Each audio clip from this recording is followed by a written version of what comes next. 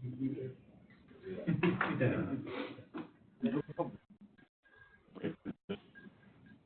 morning, everyone. That's okay. I'd like to welcome you to the Continental District Community Veteran Engagement Board Networking event. Again, the Continental District consists of those states from Montana down to Mississippi, so we are glad to have everybody on with us. As a matter of fact, we actually have some of the boards from Puerto Rico and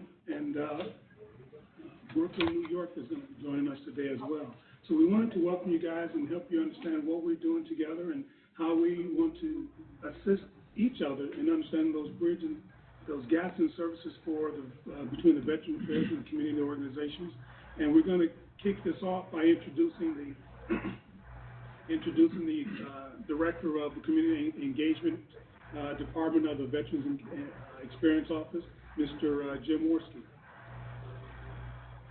So I take it that's my cue to start talking. That will be Good morning, everybody. This is Jim Worski, and I'm here in San Antonio, Texas, doing the 5th of 5 of these networking events. It is my pleasure for the hospitality of Texas and everyone greeting me here. But I understand that there's people from all over, as Eric was saying, and that's the beauty of our communication capability, is that we can get together as communities. And the VA is very, very appreciative of being welcomed to these communities as we work together for the benefits of our veterans, caregivers, survivors, and all. So thank you very much for this opportunity. I do have some slides, but before I go into the slides, I want to just say a couple of remarks as maybe a kickoff keynote speaker.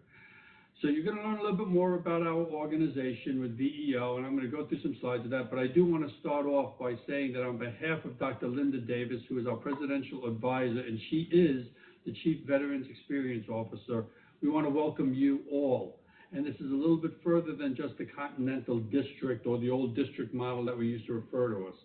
And if Jim Worski had a vision, we're going to be making these calls maybe in the next fiscal year more national. So we could talk to people who are in California, talking to experiences that they had in New York City or something like that, although we do have Brooklyn here, and if anyone hasn't picked out, that's probably my accent coming through right now is from New York. It's not a very good Texas accent, I'll tell you that much.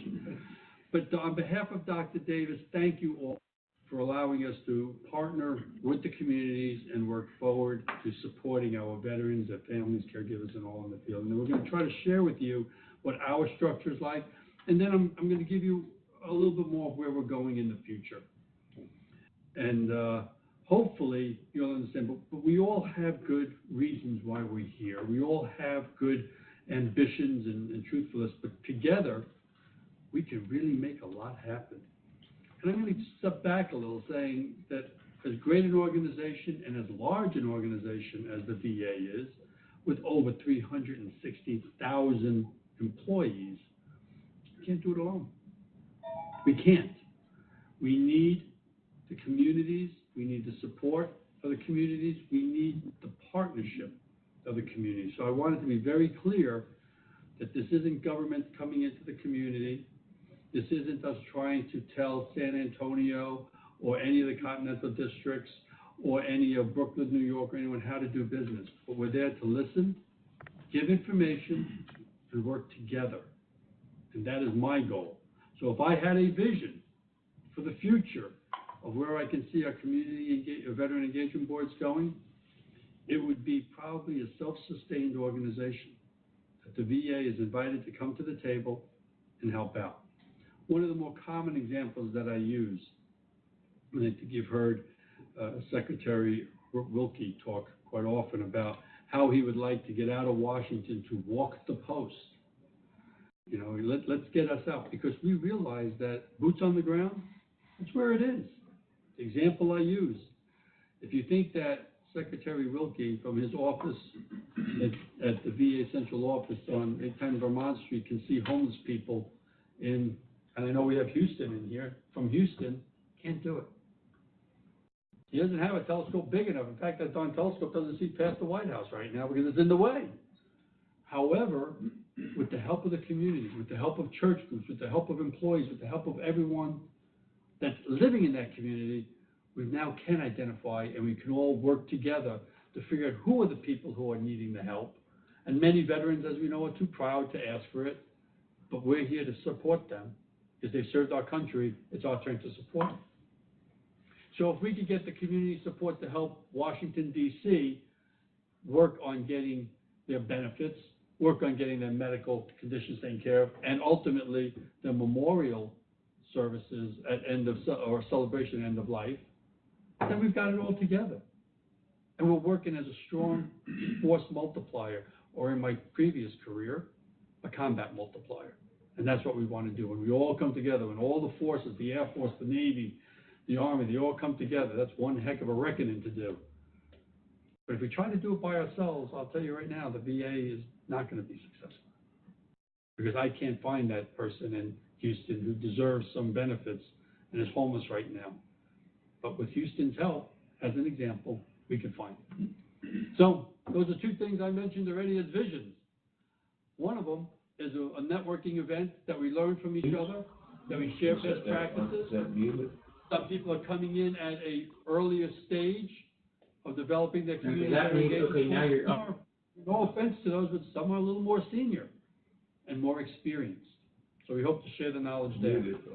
I don't know why I'm And of not course, getting any. a condition that I'm looking at that I would love to see these CVEBs becoming a self-sustaining organization. The VA is not going to abandon you. But you all know what happens when big government gets involved in things. So we try to make sure that we're not interfering, although we possibly could at times, but that we want to appreciate being welcome to the table so we can all work together and that the CVEBs can be self-sustaining. So for the record, today we celebrate having 149 different community veteran engagement boards across the United States and territories. I'm going to go through a briefing in a couple minutes. It's going to tell you a little bit more about our organization and where we're going, so everyone has a better understanding. And I don't think everyone here truly understands the influence that VEO has at VA, the influence that as we partner together, we can get word straight up to our Secretary, Robert Wilkie, who is a wonderful individual, and I can assure you is a wonderful listener too, just as I try to model my team off of. Because when we go into the field, we want to push that information, but equally, or maybe some might argue even more important, we want to listen. So we can bring back the feedback and let Washington worry about making the laws to support us, but the immediate veteran that's in the field needs us now, not 2, 3, 4 years down the line when we're working about a congressional law or something. But we're here to help them now.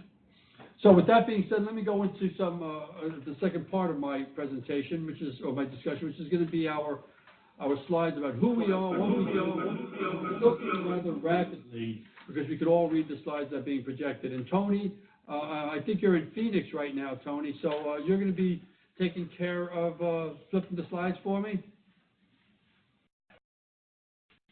Yes. Okay, Tony. Once Yes, he logs in. Yes, Jim, I will. Okay, Tony. And to give you an idea of how we are from all over, I can see that we have you back in New York then. As I can see, the way we are set up too, Tony works out of a New York office. And this truly is remarkable to me because we don't have to always be in that location in order to meet. With the wonders of modern technology and the cost effectiveness that we're trying to do, we are trying to get these networking events so that cities can talk to cities as easy as possible. That doesn't mean that we don't want to come and visit you. That doesn't mean that I don't want to come and maybe have some barbecue with Eric sometime to make sure how everything's going or with the wonderful group that's here. But what I do want to make sure is you realize that we're capitalizing on modern technology. And one of those visions I said is that in the future, that if there's an issue going on in Brooklyn, New York, and they're looking for a solution, and we know that solution's happening in Houston, Texas, that we could connect those two dots together through technology, or if it needs to be to a visit or whatever. But I want to make it very clear that we're not abandoning the organization, that we wish to support and sustain the CVEB organization at 149 or to whatever the requirements will be. The Veterans Experience Office, you can read the slide, but basically it tells you what we're doing. Very much we're looking at being data-driven. Because we're absorbing the data in communities, we can now measure and say, this area has this problem. Who's doing well in this problem? We're trying to get it from results that are coming in that we can analyze and look at where we need information to be shared, lessons learned, best practices, or where there might be something we need to focus on. That also includes in geographic zones or areas, cities, that aren't established with CVEBs. So we tend to call them certain spots on the country that we know that there might be a problem. Well, we might try to create a mentorship with a larger seasoned CVEB, and we might go with that community saying, we are identifying problems here. So the world of data for us is very valuable. We're going to be trying to work on how we can do better at establishing a support group in communities. You're also going to see that we're talking about VA's policy and operations for accountability, service recovery, and program improvement. But also, I'm going to talk at the very end a little bit about our customer service approach. And I think we need some work, and we've been getting a lot better. And I'm going to refer also probably later to what's called our trust factor, which we've seen has really increased significantly. So let's go to the next slide. And I'm going to start off by saying that the Veterans Experience Office is a very new office in the VA. Quite frankly, it launched with the first employee being the first Chief Veterans Experience Officer was Tom Allen, and he came on board in January 2015. So we've only been around for a little more than 3 years. But boy, have we made an impact, and we've made a very positive impact. I'm very proud of the way that we are going forward. So as the administration's changed, so do many of the political people in Washington, and we now have our current organization.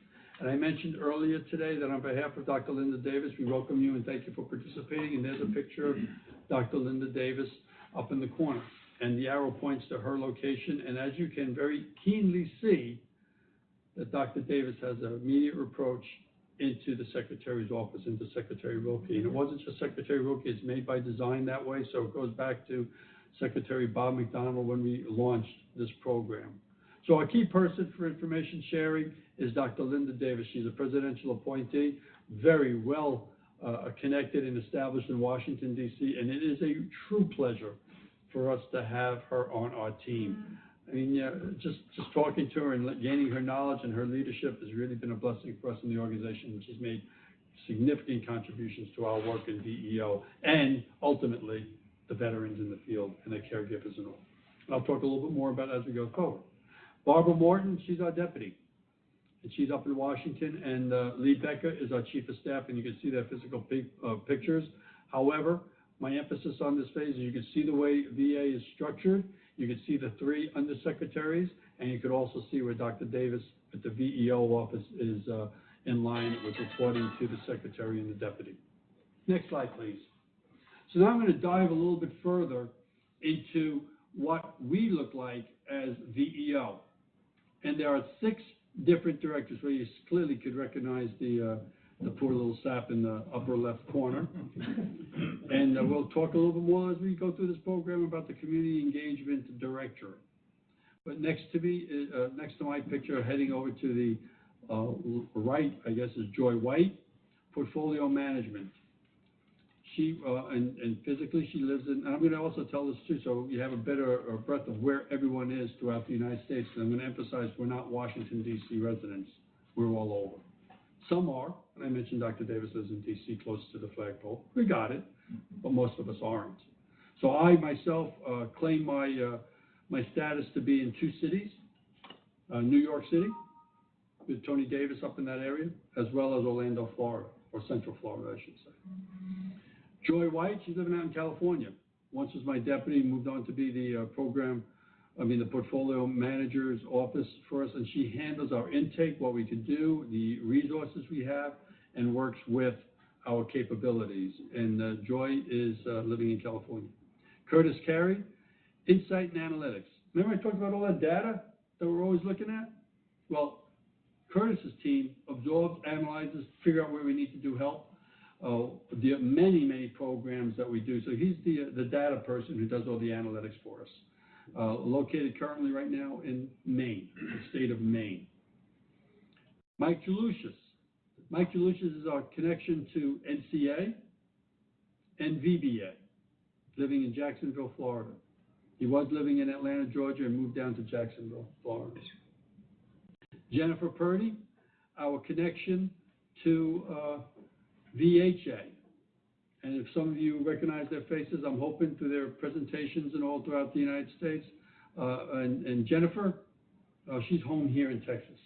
She's actually right outside of Dallas. And then Denise Kitts, who's our multi-channel. She's in Washington, D.C. Multi-channel in the sense that she helps us with vets.gov, the White House hotline, the actual physical or the established communication lines that we have. So that's Denise Kitts' job. So that gives you an idea of the 6 top leaders within VEO that report to Barbara Morton and Linda Davis, Dr. Davis, as well as we have our Chief of Staff up in Washington as well. So I'm trying to give you a flavor of our structure and who our leadership is within our rather small team. And I'll probably get into a little bit of discussion with that. But you see what we have as our leadership.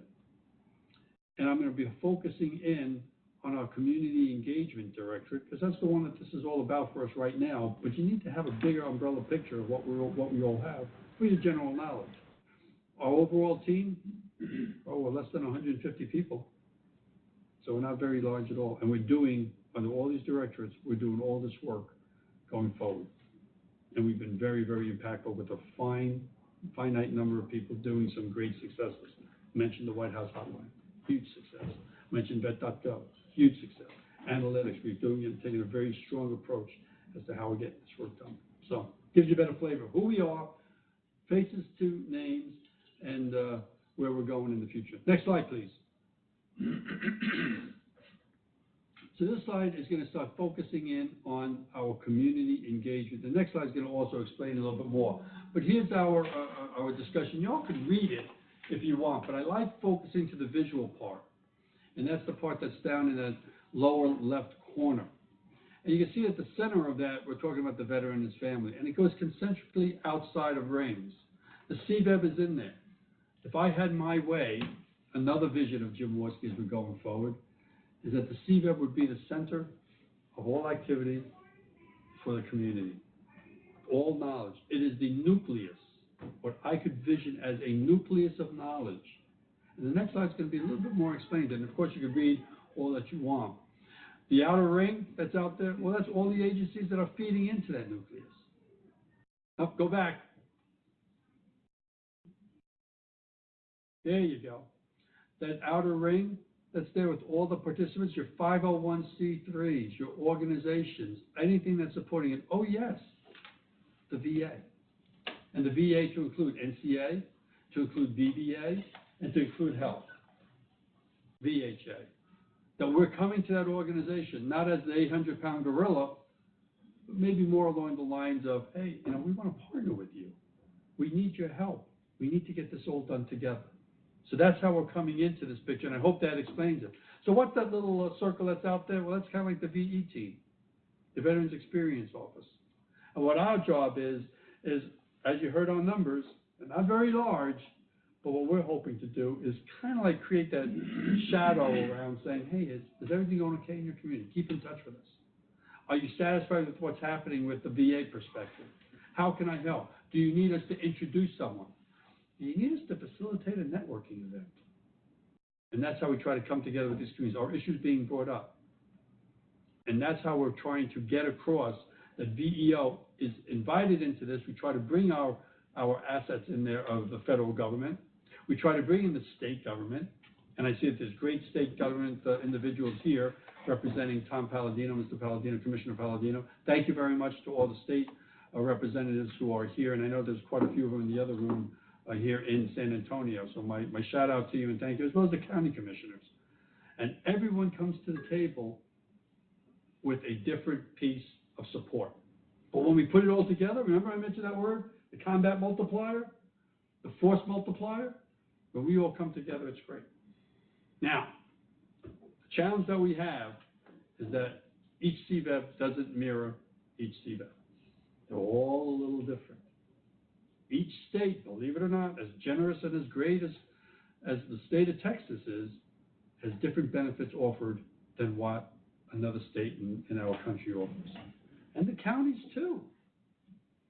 So the veteran coming in has to be able to figure out what he's eligible for. And instead of having the veteran running all around the place with his family, caregivers, and all figure out what he's entitled to, we're trying to bring it together and make it a lot easier for that person. At the same time, we don't want to own it. Because as I said, you know what happens when big government owns stuff. So we're trying to keep it down to a self-sustaining grassroots effort to take care of our veterans and the communities. The next slide is going to be a little bit more depictive on what we're talking about right here. Next slide, please. So you'll see to the left, the veteran coming into a community and everyone's those great independent thinkers. Imagine coming into San Antonio or Houston or New York or wherever and not knowing where to go because everyone is representing themselves independently. And that's what had been happening. And to a degree, it's still happening. In the biggest cities, it's a big job to try to get it together, and it's working. So kudos to our larger metropolitan cities, such as San Antonio, Dallas, places like Houston, all thank Phoenix, all great cities like that who have a very, very good control on how to do it. It's a big task to work. But look at the left slide.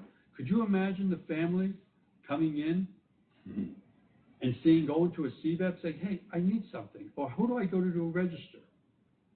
So that would be the goal that we would like to, is create that CVEB to become a self-sustaining. VA is right with you to help you, but you guys are running what's needed there. And at the same time, a focal nucleus point for a veteran to be taken care of. I'm going to say my next vision. How cool would it be if when a person leaves active service, retires, ETSs, leaves the Guard, leaves the reserves, and we make it a smooth transition. We navigate that person from his active duty time right into that community, and we give forewarning to that community saying, Private Schmedlop's coming in. He's going to need some real estate help. He's going to need some help for his kids going to school. He needs to get to the VA. Can you all help him in that community? Can someone mentor maybe? Wow, how great would that be? It's a little bit bigger than that though. So let's start putting this together. Maybe someone's coming out with a little depression. Can't find a job. You know, in all reality, when a soldier, sailor, airman comes off of active duty and goes into a community, if they don't have a job set up, it's not too far away from a paycheck for them to go homeless. And that's what we're trying to avoid, is how we put that little safety net to get them taken care of. And the community, the church-based groups, whatever, or the depression.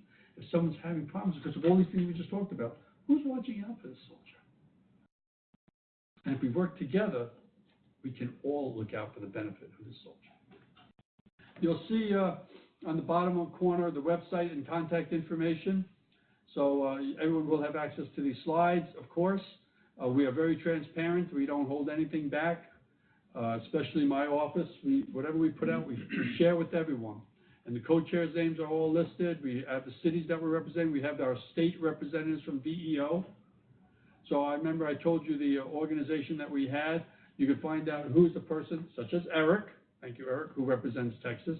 But Eric has a large geographic area. And you can see that of the team that I have in the field, so here's the scary news for Jim Watson, is 14 people throughout the United States.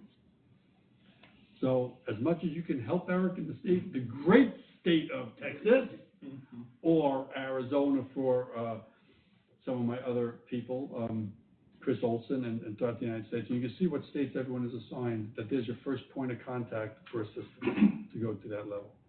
And Eric has had the opportunity to talk to Mr. Palladino, great man at the state level, county commissioners, through CVEBs, whatever. So once again, I'm going to look to the other room to thank all those representatives from the state office for being here, and my best wishes to Tom for supporting us and sending us many people to attend this meeting and network together.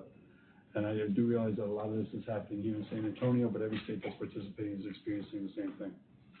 This slide here depicts of where we are. So I told you 149 CVEBs. Will we continue to grow? Well, if there's a need, if the data tells us, if we realize that there's a situation that needs support, the VA and my team will be more than glad to assist in coaching, being the catalyst to try to get people together, to try to get it moving forward. But the challenge is, as we're growing larger and larger, the denominator of my people doesn't seem to be changing just yet. So we heavily rely on the self-sustainment of the CVEBs. But we're there. I don't want anyone to think that the VA is pulling out and leaving us alone. No, we're leaving you alone. That's a good thing.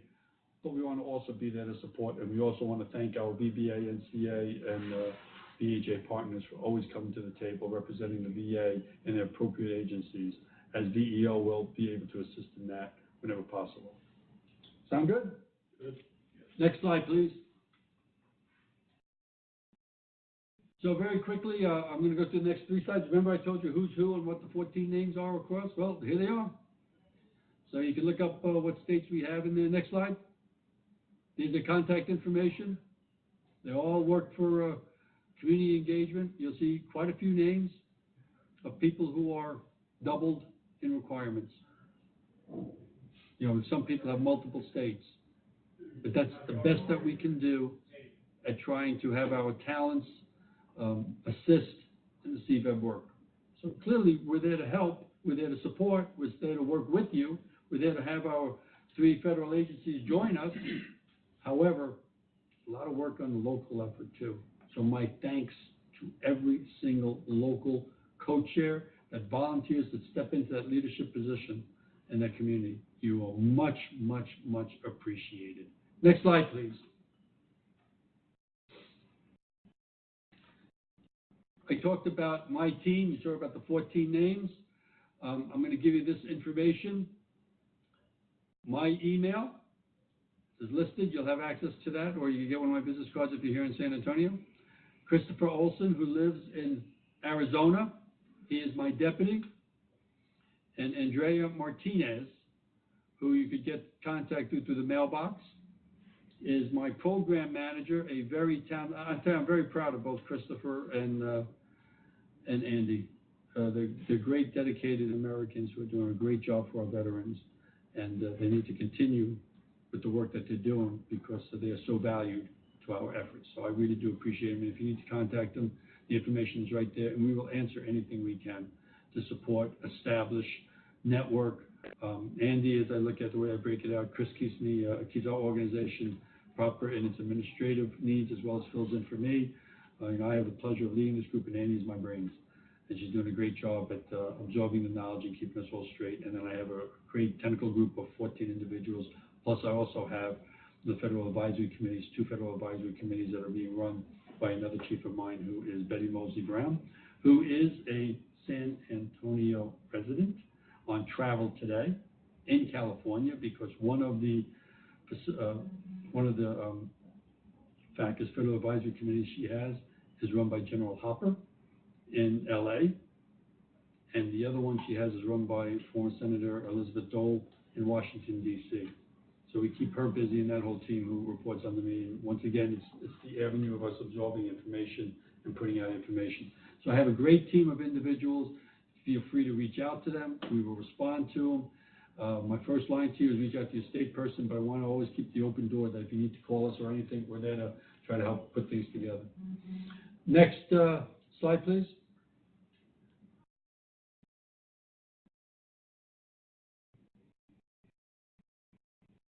And it looks like that's it. That concludes my briefing. I just want to end with some of the highlights of the talks that I talked. And I gave you my visions, quite a few of them. It would be great for the self-sustainment, but don't ever feel that the VA is not there to work with you in the communities. But it's grassroots. You all own it. And I cannot thank you enough as we go around with the Secretary, doing our vet-friendly communities, congratulating you, thanking you. You know, I don't know how the government, other than a person like me coming up in front of you all or on a tele network saying, thanks, you're really helping out our veterans, and that's genuine.